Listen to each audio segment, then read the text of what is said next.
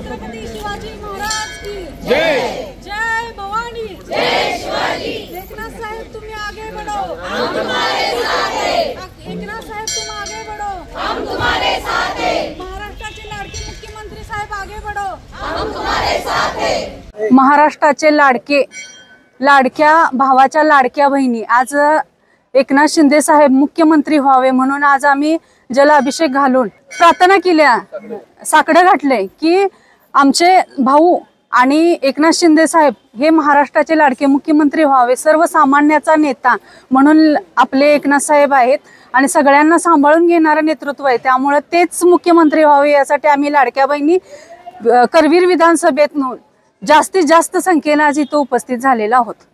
आमचे लाडके मुख्यमंत्री एकनाथजी शिंदे यांनी महाराष्ट्राचे मुख्यमंत्री होण्यासाठी आम्ही पायावरती गुरुदेव दत्त यांना साकडे घातलेले आहे की आमचे लाडके नेते सगळ्या बहिणींचे, महाराष्ट्रातल्या बहिणींचे लाडके नेते एकनाथजी शिंदे यांनी मुख्यमंत्री व्हावे अशी आमची सगळ्यांची इच्छा आहे।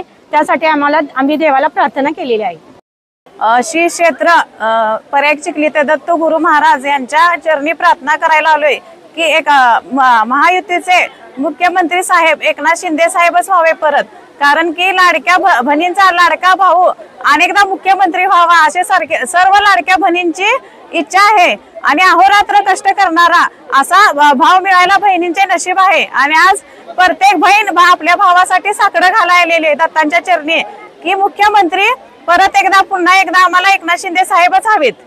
आज महाराष्ट्र राज्यात लाडक्या बहिणींच्या आशीर्वादामुळे महायुतीची सत्ता पुन्हा एकदा आलेली आहे आणि आज आम्ही इथे करवीर मतदारसंघातील प्रयाग चिखली येथे दत्तगुरूंच्या चरणी आम्ही साकडं घालायला आज हजारोंच्या संख्येने महिला उपस्थित आहेत। आमची अशी इच्छा आहे की एकनाथ शिंदे पुन्हा एकदा मुख्यमंत्री व्हावे।